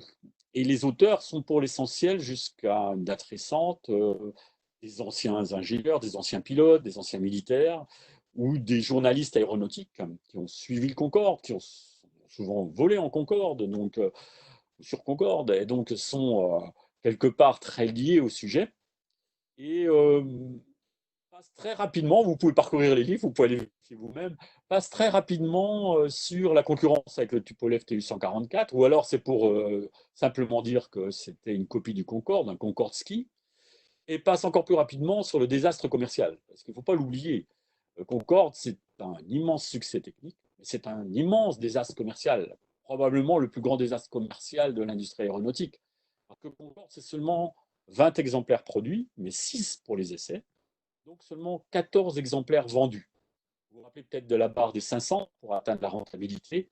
C'est un avion supersonique avec des matériaux nouveaux, très complexes, des réacteurs surpuissants. Donc la barre des 500, ce n'est pas suffisant. Les experts ont très vite compris qu'il faudrait vendre 1000 Concorde au moins pour commencer à gagner de l'argent. Entre 1000 et 14, vous êtes, pour les gens de l'ENAC, des scientifiques, vous savez calculer. Donc il en manque 986. Donc c'est l'État et donc les Français et les Britanniques qui ont payé ce projet pour l'essentiel parce que du point de vue, il n'était pas du tout rentable. Alors, pour tout un tas de raisons. Alors là aussi, il faut faire attention à l'historiographie qui a tendance à avancer comme raison principale deux choses. Premièrement, les méchants américains, entre guillemets, qui ont empêché Concorde d'atterrir à New York. Ceci dit, ça ne dure pas très longtemps, hein, seulement 2 ans, hein, même pas. Et puis le choc pétrolier. C'est vrai que le choc pétrolier a lieu en 1974 et que Concorde entre en service seulement en 1976, hein, c'est-à-dire qu'entre le premier vol de Concorde en 1969 et sa mise en service en 1976, hein, il y a 7 années. Et ça aussi, ça contribue au coût exorbitant du projet franco-britannique. Alors même s'il y a deux pays, on partage les frais, en même temps, ce n'est pas toujours très rationnel. Il y a deux usines, il y en a une au Royaume-Uni, une en France, hein, tout ça pour produire finalement 14 avions vendus. Donc chaque usine a produit 7 avions qui ont été vendus. Il y a aussi cette idée que Concorde était vraiment le modèle unique. Alors non, il y a eu des projets américains plus ambitieux, un projet à Mach 3, le fameux Boeing 2707. Il n'a pas vu le jour. Il y a eu une version plus modeste du Boeing 2707, sans les ailes à géométrie variable. On a la maquette en bois ici. Mais là aussi, on ne s'est pas lancé dans la production parce qu'on a compris que ça allait être extrêmement coûteux et pas forcément rentable. Parce que on est dans une phase de première démocratisation du transport aérien dans les années 60. Et certains disent que Concorde, c'était peut-être pas l'avion qu'il fallait faire à ce moment-là. Et que l'avion qu'il fallait faire à ce moment-là, ben, c'est le Boeing 747 qui s'est vendu à plus de 1000 exemplaires, comme vous le savez, et donc qui a été, lui, un succès commercial. Le Boeing 747, qui est un avion subsonique, hein, et qui, donc, pas le concurrent du Concorde, c'est pas tout à fait le même profil, mais c'est un long courrier aussi. Hein, donc, euh, le Boeing 747 était beaucoup plus rentable aussi en exploitation, avec plus de 500 passagers à bord. Concorde, c'est moins de 100 passagers. Et Tupolev 144, eh bien, lui, là, je peux poser la question, vous me répondez par le chat. Ceux qui sont l'histoire savent déjà la réponse. On, on met toujours les deux face à face et on parle d'espionnage, surtout d'espionnage soviétique, on est en pleine guerre froide encore à ce moment-là. Et ce que les Français ont souvent oublié, ou fait semblant d'oublier, c'est que le premier vol d'un avion supersonique, le premier passage de Mach 1 et le premier passage de Mach 2, c'est pas Concorde qui l'a effectué, mais le Tupolev Tu-144. Et donc, si on regarde de plus près, et c'est ce qu'a fait, alors là aussi, l'historiographie est amusante parce qu'il n'y a aucun livre en français sur le Tupolev Tu-144, donc ça pose quand même des petites questions d'objectivité. Il y a seulement une revue qui a fait un numéro spécial comparant les deux avions et qui a abouti aux conclusions très rigoureuses, très sérieuses, que finalement le Tupolev Tu-144, c'est pas un Concorde ski. Oui, il y a eu de l'espionnage, dans les deux sens d'ailleurs, hein, mais le Tupolev Tu-144 est sensiblement différent au niveau du train d'atterrissage en particulier. Bon, vous savez aussi qu'il a ces fameux plans canards à l'avant, donc on n'a pas le Concorde, hein, donc c'est moustache. Et le Tupolev Tu-144, il est inférieur au Concorde, non pas en termes de performance, mais en termes de fiabilité. On a tous en tête l'accident du Bourget, même si vous êtes trop jeune pour l'avoir connu, mais régulièrement présenté, donc en plein meeting aérien, donc le Tupolev s'écrase. Il y a eu d'autres accidents en URSS, donc très vite on l'a retiré du service et on peut en admirer quelques-uns. Alors là, vous avez le musée des transports de Sinsheim, au sud de Francfort. C'est le seul endroit où vous pouvez voir sur le toit du musée exposé le Concorde et le Tupolev Tu-144. Autrement, on peut voir quelques Tupolev Tu-144 dans des musées russes aujourd'hui, dont le Monino à l'est de Moscou. Mais il est relégué au fond du musée, dans une sorte de presque de terrain vague. Donc c'est sûr que ça a été un tel échec technique au bout du compte et commercial aussi, que ça n'a pas été repris par la propagande soviétique. Hein. À la fin, il sert d'avion de transport de fret. Hein. Donc transporter du fret avec un avion supersonique, vous imaginez la rentabilité. Donc les Américains abandonnent, les Franco-Anglais, avec quelques tensions, réussissent à produire leur supersonique, mais à part les compagnies nationales, British Airways et Air France, aucune autre compagnie euh, n'achète vraiment des Concorde. Hein. Et surtout, ce Concorde, il est déficitaire en exploitation après le premier choc pétrolier et surtout après le deuxième choc pétrolier à la fin des années 70. Il faut attendre le contre-choc pétrolier de 1986 pour qu'il soit de nouveau rentable. Donc, ça a été un échec. Euh, Même si là, il y a un rattrapage technologique, hein, parce que là, j'avais mis quelques diapos, mais je vais passer vite sur les capacités techniques des Américains, qui avaient des bombardiers quadriréacteurs, des Français avec le Mirage 4, des Soviétiques avec certains Tupolev. Donc, on retrouve là tous les avions militaires, et puis on revoit ici le fameux Boeing 2707 qui devait voler un Mach 3, qui devait être en titanium, avec des ailes à géométrie variable, mais qui a été très vite abandonné parce qu'on a compris que ce serait un avion impossible à rentabiliser commercialement. Donc, résultat, je passe là-dessus. À l'arrivée, ces Concorde ont marqué l'histoire, mais pas l'histoire économique, hein, l'histoire des techniques, hein, plutôt. Et donc vous pouvez d'ailleurs aller voir par vous-même, hein, vous avez la chance d'être toulousain, je pense, pour la plupart, et vous pourrez donc voir deux Concorde. Il y a que deux musées au monde où on peut voir deux Concorde. Il y en a plusieurs où on peut monter à l'intérieur de l'appareil. Et à Orly aussi, on m'a dit qu'on pouvait monter aussi dans l'appareil. Au Bourget aussi, je crois, Jean-Emmanuel confirmera. Donc il y a deux musées où on peut monter dans le Concorde, en tout cas. C'est le Bourget, bien sûr, hein, le musée de l'art et de l'espace de Bourget. On a Jean-Emmanuel Terrier, un des responsables donc, de la documentation. Oui, il est visitable. Merci. Ah, c'est Marion qui répond. Merci Marion. Et donc, on peut aussi monter dans le Concorde qui est exposé à, au musée Aéroscopia à Toulouse. Je salue Fabienne Péris, je crois qu'il nous a rejoint. Et donc, ça, c'est une excellente idée du musée Aéroscopia, donc à côté de l'aéroport de Blagnac, hein. Si vous n'êtes pas allé, il faut absolument y aller. Donc, vous pouvez monter dans l'un de ces Concordes. Et donc, vous vous rendez compte tout de suite de l'espace, quand même relativement modeste, hein, par rapport à l'Airbus A300B. Parce qu'il n'y a qu'un musée au monde, hein, Fabienne, tu le confirmes, hein, j'espère, il n'y a qu'un musée au monde où on peut voir le premier Airbus, le fameux Airbus A300B. Et on peut monter dedans, en plus, c'est formidable. Et c'est le musée Aéroscopia, donc à Blagnac, à Toulouse-Blagnac, on va dire. On est sur la commune de Blagnac, mais bon, rattaché à l'ensemble Toulouse-Blagnac. Parce qu'après l'échec économique commercial du Concorde, évidemment, les fonds manquent considérablement pour aider un programme qui est presque contemporain, qui est légèrement postérieur, qui est le programme Airbus, qui est un programme qui se développe à l'ombre de Concorde. Hein, d'ailleurs, il y a un grand mépris des ingénieurs Concorde pour les ingénieurs Airbus. Hein. Ça, j'ai eu la confirmation de tout cela par un des survivants de ce programme Airbus, qui habite la région toulousaine d'ailleurs, hein, qui est Bernard Ziegler, le fils de Henri Ziegler. C'est Henri Ziegler et du programme Concorde, mais c'est lui aussi qui a lancé le programme Airbus. Et son fils Bernard, donc, qui était un pilote d'essai, a accepté de prendre en charge les essais Airbus. Et il a raconté ça dans deux ouvrages, dont un qui s'appelle Les Cowboys d'Airbus, donc ouvrage témoignage, un peu ouvrage source, hein, Bernard Ziegler. Et donc il raconte que l'Airbus A300B, hein, vous le voyez ici, alors je l'ai pris en deux temps au niveau de la photo. Euh, c'est un avion, lui, biréacteur, à fuselage large. Donc, c'est un avion conçu pour les compagnies aériennes. Parce qu'on peut, comme son nom de départ l'indique, hein, on espérait mettre 300 passagers. Après, les compagnies ont souhaité avoir un peu moins de capacité. Donc, c'est pour ça qu'on l'a appelé A300B, parce que finalement, on peut mettre que 250 passagers dans le A300B. Le projet initial, c'était un bus de l'air de 300 places. Imaginé très tôt d'ailleurs ce concept en Allemagne, aux États-Unis aussi, où on a des lignes qu'on appelle les Airbus. Et donc, c'est devenu le nom de l'avion. Alors, par rapport à Concorde, c'est pas un nom qui fait rêver, hein. D'ailleurs, il y a eu beaucoup de critiques au début.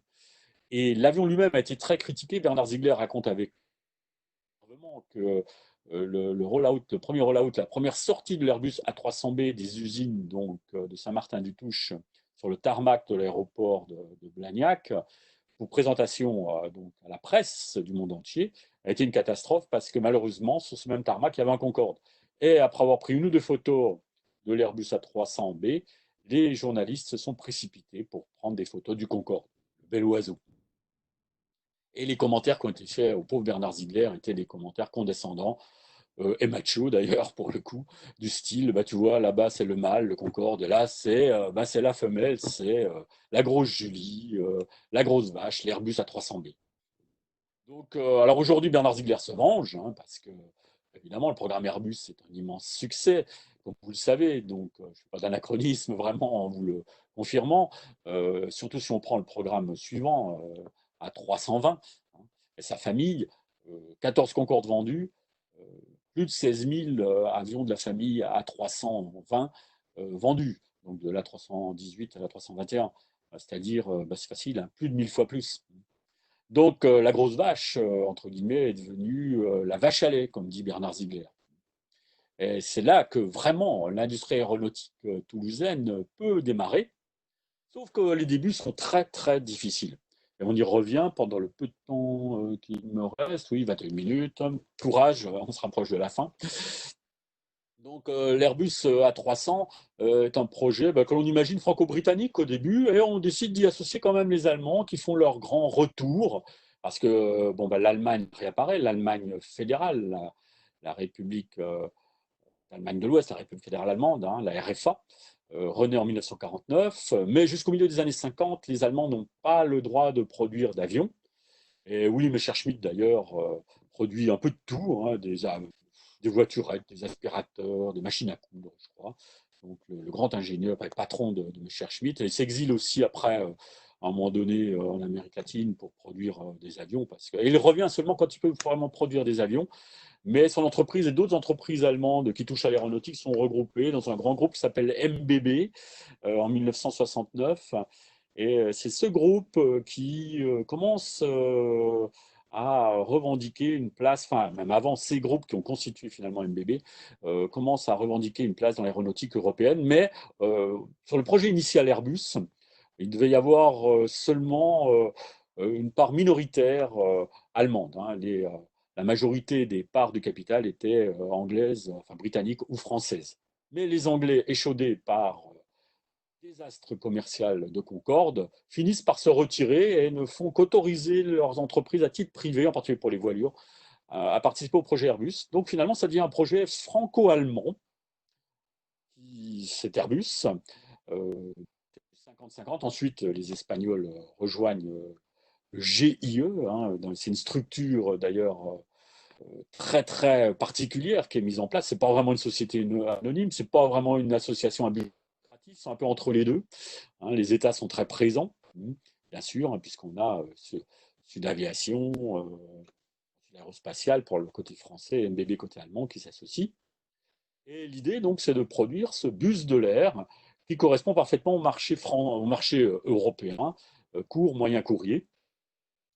Mais même si ça ne menace pas les grandes lignes, évidemment, l'administration américaine et les avionneurs, les producteurs d'avions américains voient d'un très mauvais œil ce nouveau projet qu'ils décident de bloquer par tous les moyens légaux, entre guillemets, donc en faisant pression sur les compagnies aériennes pour pas qu'elles ne commandent d'Airbus. Et d'ailleurs, les premières années du programme Airbus, hein, vous voyez que c'est beaucoup plus rapide que pour Concorde, parce qu'on a un avion subsonique, biréacteur.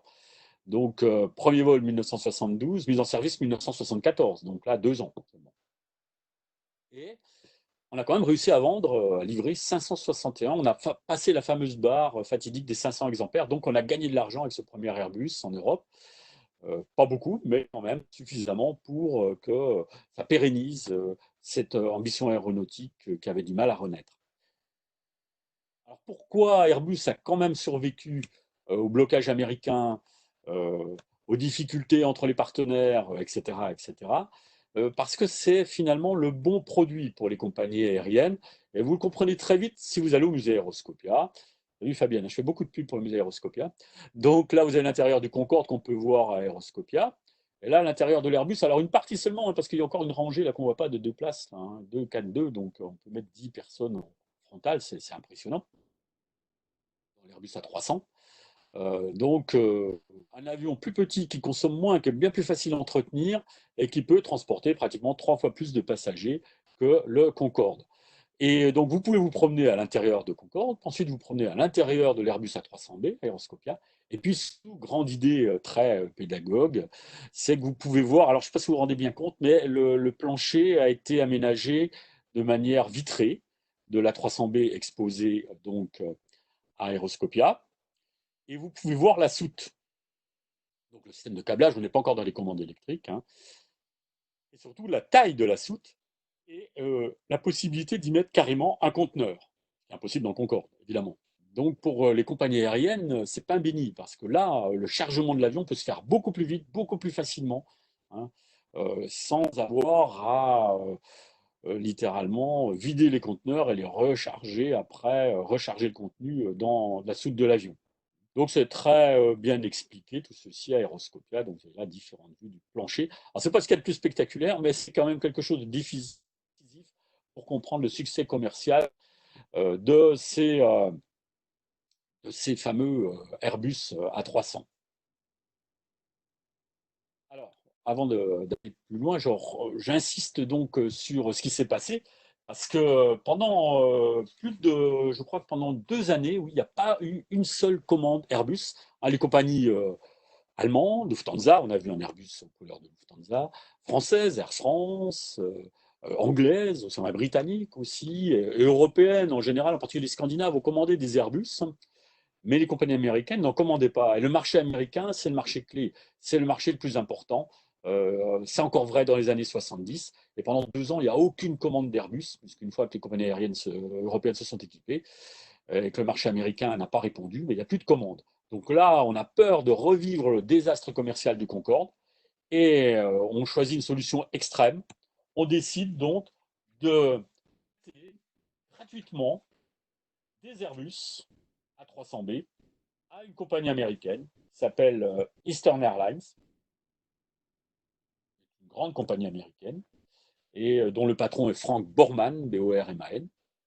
Et on lui prête gratuitement pendant un certain temps quelques Airbus. Et Frank Borman, à l'issue de ses essais, décide de commander des Airbus parce qu'il est totalement satisfait. Parce que ces Airbus consomment moins, sont plus faciles en maintenance, sont également très faciles à charger et décharger. La compagnie est très contente. Et donc, il laisse de côté ses Tristar et il se tourne vers les Airbus et il en commande 23 en 1978. C'est une date essentielle que tous les Airbusiens connaissent, hein, une sorte de date mythique, hein, 1978, c'est la commande de Frank Borman. Alors pourquoi lui, on n'a pas pu l'empêcher aux États-Unis de commander des Airbus? Eh bien, tout simplement parce que c'est un personnage très connu, très populaire aux États-Unis. C'est un ancien astronaute, assez médiatique, qui a ce qu'on appelle entre guillemets une grande gueule. Et donc, lui, il n'a pas cédé aux pressions. Il a dit c'est le meilleur avion. Aux États-Unis, on aime ce qui est le meilleur, et donc on le prend. Bon, il y a aussi des réacteurs. Les États-Unis, bon, c'est tout un ensemble. Il y a des arguments, hein, il y a des éléments qui sont produits aux États-Unis pour cet Airbus, donc ça contribue aussi à faciliter les ventes.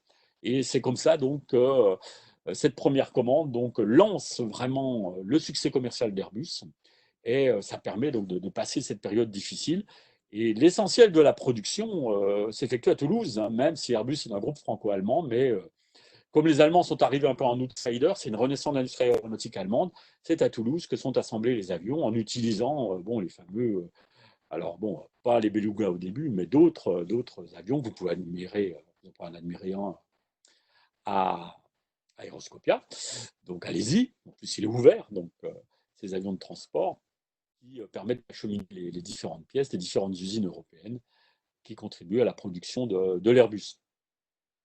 Donc voilà pour cette première grande période. Euh, oui, oui, mettre deux conteneurs, je sais pas. Oui, voilà, ça c'est Fabienne, je suppose. Externe, c'est toi, Fabienne. Oui, tu l'as mis à tout le monde ton message que oui, voilà, parfait. Tout le monde en profite. Donc les fameux 222 pouces, en citant Roger Bataille. Merci, Fabienne. Alors la bibliographie, si vous l'allez plus loin, la bibliographie, elle est surabondante. Bon, il y a une centaine de livres sur Concorde. Je n'ai pas remis de livres sur Concorde. Là, vous les trouverez facilement, hein. Sauf un petit livre sur Concorde, ou très modeste et sans photo, parce qu'évidemment, personne n'a voulu nous le sponsoriser. Mais au moins, comme on n'a pas reçu un centime, on a pu donc écrire en toute liberté et donc être très critique sur certains aspects du Concorde, hein. Ça n'enlève rien à ses performances. Euh, donc c'est avec les éditions Midi-Pyrénéennes, Bernard Sédène, qu'on a produit cela en français et en anglais. On prépare un numéro, un petit livre aussi. C'est des petits livres qui se lisent facilement, qu'on peut transporter. Enfin, aujourd'hui, ce n'est pas le cas, mais vous ne déplacez pas beaucoup. Mais quand c'est des tout petits livres qui se lisent facilement. Et on prépare un livre sur 1970. La collection s'appelle Cette année-là. Si vous voulez connaître l'histoire de Toulouse en détail à partir d'événements cruciaux, avec une année à chaque fois différente.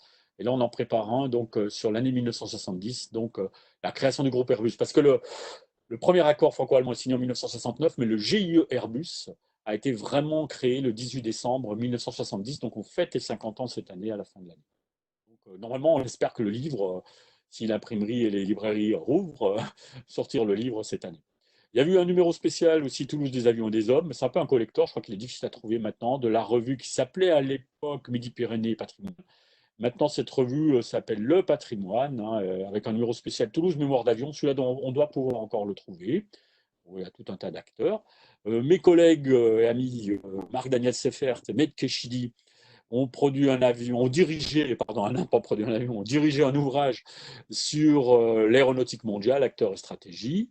Guy Jalabert et Jean-Marc Zuliani sur Toulouse, l'avion et la ville. Alors, c'est un petit peu ancien, mais ça reste très, très intéressant, surtout d'un point de vue historique, de faire le point à cette date-là, avec trois étudiants de master, dont Maurice. Ah non, lui, il n'était pas en master, pardon. Mais deux étudiantes de master et Maurice Zitnicki, ingénieur en informatique pour l'aéronautique.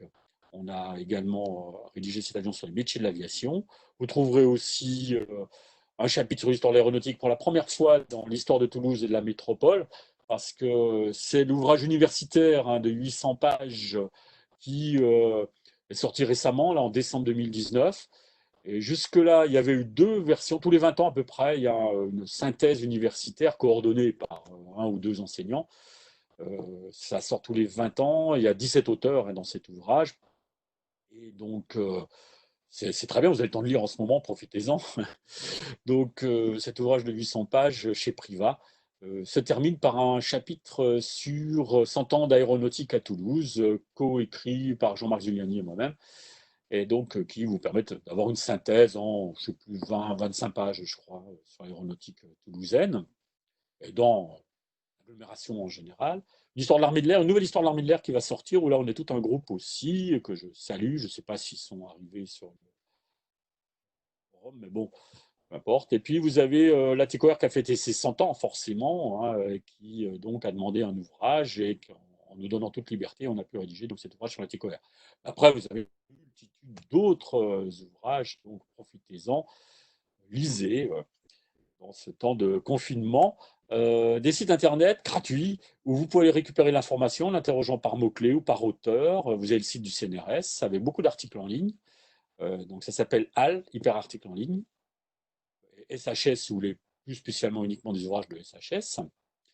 Vous avez academia.edu, qui lui est un site privé, je crois d'origine américaine, qui fonctionne surtout en anglais, mais on trouve énormément de choses aussi, et qui est ouvert en non universitaire, à la différence de HAL et de ResearchGate, qui est un site allemand mais qui travaille en anglais. Il faut avoir une adresse universitaire, mais en tant qu'étudiant, vous avez une adresse universitaire, donc vous pouvez même vous créer votre page sur ResearchGate ou Academia. Faites-le, hein, parce que les Français, les étudiants français sont en retard par rapport aux Scandinaves, aux Néerlandais, même aux Américains qui sont présents sur ces sites, qui lui apportent de l'information ou vont en glaner régulièrement. Donc profitez-en. Trois sites gratuits, faciles d'accès, faciles d'utilisation aussi. Surtout Academia, je trouve, on trouve énormément de choses assez facilement. Bon, HAL, c'est aussi assez rigoureux. Ouais. Merci beaucoup, Jean-Marc. Hein, Oui, vraiment Olivier. je reprends un peu la main. Est-ce qu'il y a des remarques, des questions qu'on pourrait poser? Alors, vous pouvez les poser les questions soit par chat, soit en reprenant le micro, comme vous voulez. Sur lequel vous voudrez revenir. Pour votre attention. Juste à l'écran, vous avez le colloque qui est reporté, qui devait avoir lieu en mars, évidemment, qui a été reporté donc du 23 au 25 septembre 2020, qui aura lieu dans notre université à la Maison de la Recherche. Donc voilà le colloque avec, bien sûr, la 300B en couverture. Donc c'est un colloque sur les débuts d'Airbus, en fait, vous l'avez bien compris. Et voilà le programme détaillé pour ceux qui voudraient si. J'ai une question qui t'est arrivée là, Jean-Marc, si tu regardes le chat. Voilà, allons-y. Comment voyez-vous le futur de l'aviation en général? Selon vous, quels seront les impacts du coronavirus sur l'aviation civile? Oh là là, oui. Alors nous, les historiens, on aime bien être historiens parce que bon, c'est plus facile de travailler sur le passé que sur l'avenir, hein. Bon, c'est sûr que là, il y a une période extrêmement difficile, en particulier pour Boeing, où les problèmes se conjuguent. Et sûrement que, oui, le transport aérien international ne va pas redémarrer aussi vite que cela. Ceci dit, je pense, et d'ailleurs il y avait encore des interventions, un article dans Le Monde aujourd'hui, Guillaume Faury s'est exprimé aussi là-dessus, d'ailleurs Airbus continue à produire, hein. Donc on aura toujours besoin d'avions quand même, hein, même s'il y a le Stay on the Ground, il y a Greta, etc. Donc je travaille beaucoup sur la Scandinavie, et donc le mouvement de Stay on the Ground, je le connais bien, on l'étudie avec des collègues suédois et norvégiens. Après, dans certains cas, on ne peut pas remplacer l'avion par le train. Oui, le fameux Faxcam, oui, il y en a qui parlent suédois, c'est très bien. Ou rester, oui, rester au sol. Donc, les avions progressent, consomment moins, font moins de bruit, alors pas assez vite, c'est vrai. L'avenir du transport aérien, je ne pense pas qu'il soit compromis. Ne revendez pas trop vite vos actions Airbus. Boeing, si, je pense que bon, là, déjà, tout le monde l'a fait. On sait que l'action est passée de 450 $ à, je ne sais pas où elle en est aujourd'hui, mais elle était retombée à moins de 100 $ à un moment. Elle a un peu remonté parce qu'elle est rachetée artificiellement par l'administration Trump et les fonds dont dispose Boeing.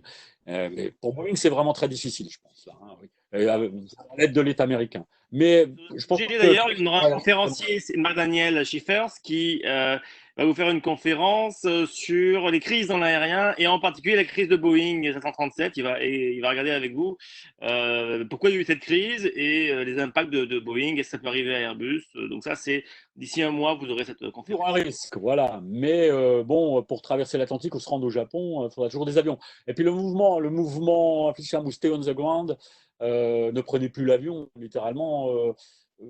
Il est fort en Europe, il est moins fort aux États-Unis, et puis en Chine, au Japon, etc. Il est assez faible dans toute l'Asie, en Inde, hein. Il y a toute une classe moyenne qui a envie de consommer, qui a envie de voyager. Bon, alors là, il a perdu un peu cette envie, mais ça va revenir.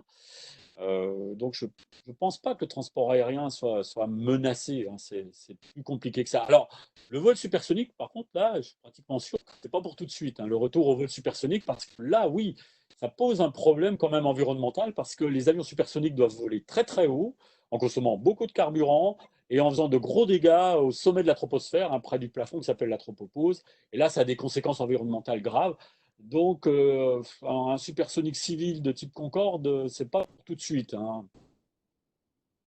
D'autres questions?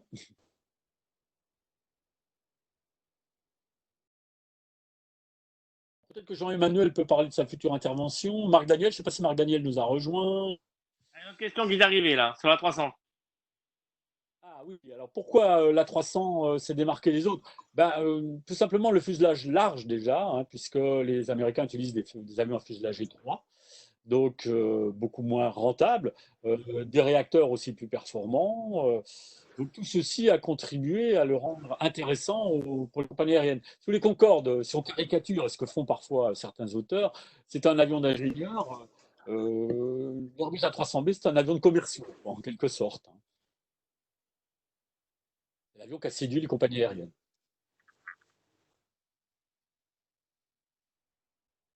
Alors Boeing avait plusieurs propositions. Alors chronologiquement, bah, il y a le 707, je pense, le 707, qui est contemporain, hein, qui est un bon avion, hein, dans sa première version. Puis le 737 qui arrive aussi, mais qui n'a pas le fuselage aussi large, hein, mais qui va être un succès commercial, hein, parce que jusqu'à une date récente, quand même, le 737 et sa nouvelle version, le 737 MAX, c'était l'avion le plus vendu au monde, hein. Donc les Airbus, il a fallu attendre quand même la catastrophe du 737 MAX pour que le 737 soit en quelque sorte détrôné, hein. Il y a eu, je crois, 14 000 avions 737, un Boeing 737 commandé. Voilà. Et là, pour la famille du 320, on est cette fois-ci à 16 000. Donc, Airbus est passé devant Boeing dans ce cadre-là.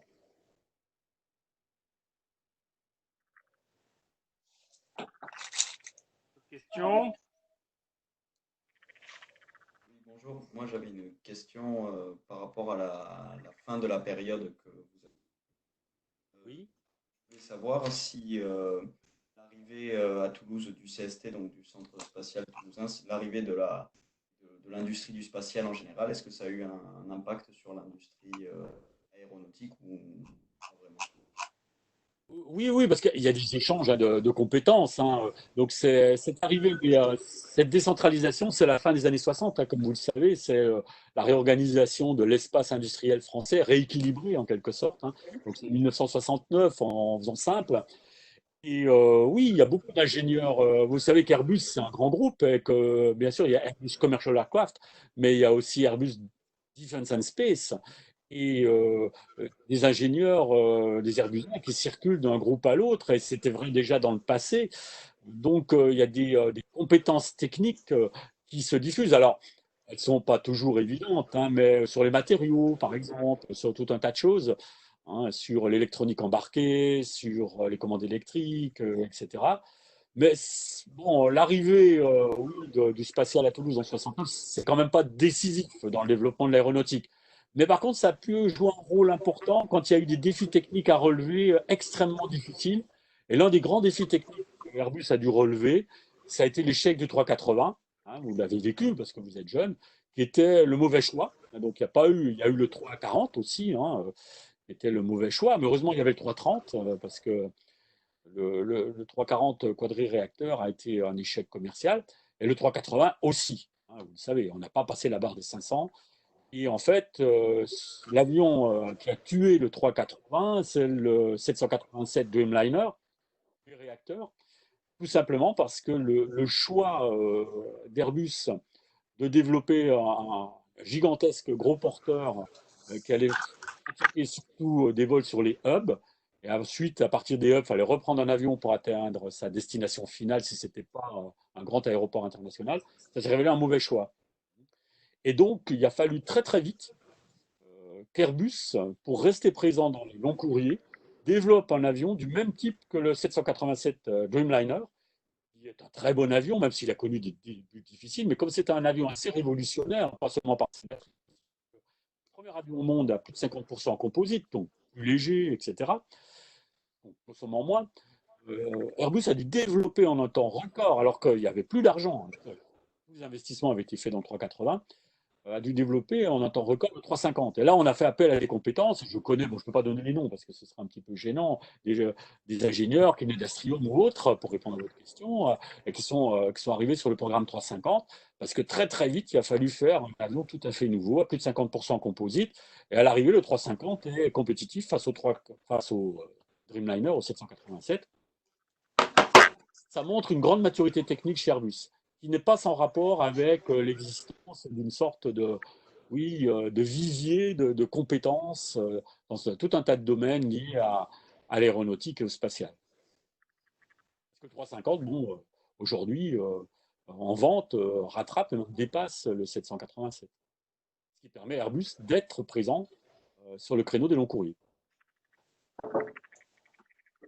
Bon, merci beaucoup Jean-Marc, il est 19h30. Peut-être Jean-Emmanuel, tu veux nous parler de ta conférence dans 15 jours?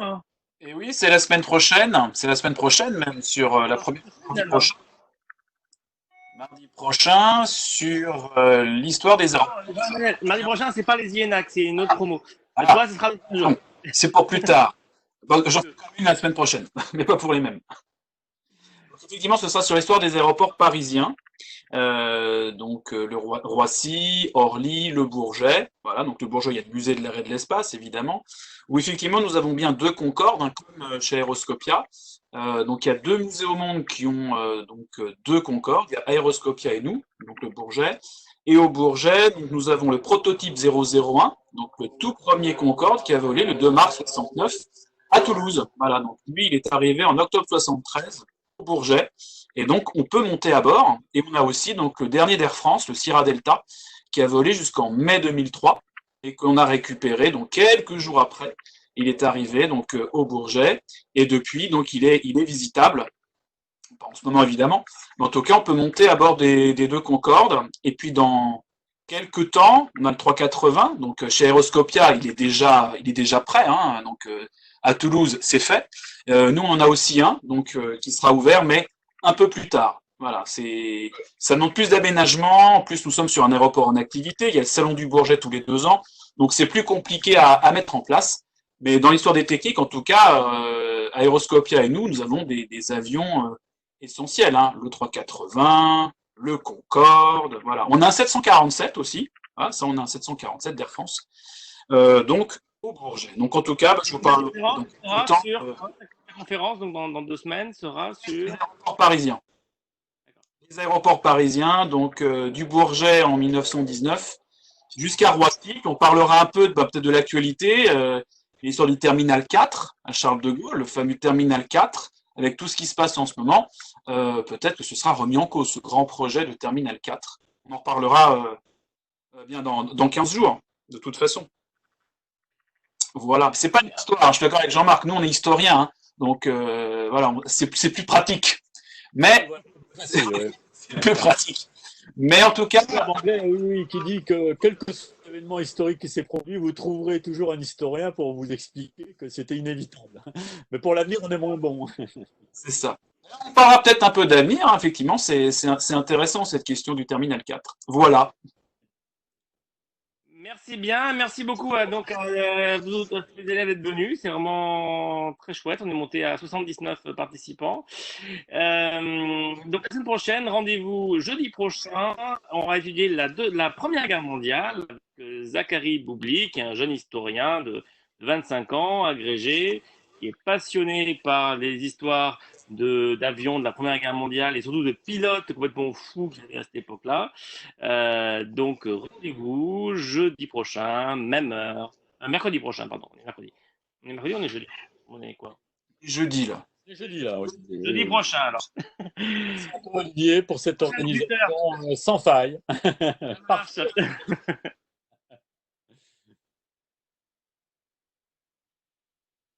Bon, c'est super. Oui, ça s'est bien passé. Ah Bon, ouais, c'est très très chouette, hein. attends, je quitte. Voilà. Je quitte moi aussi. Hop, voilà.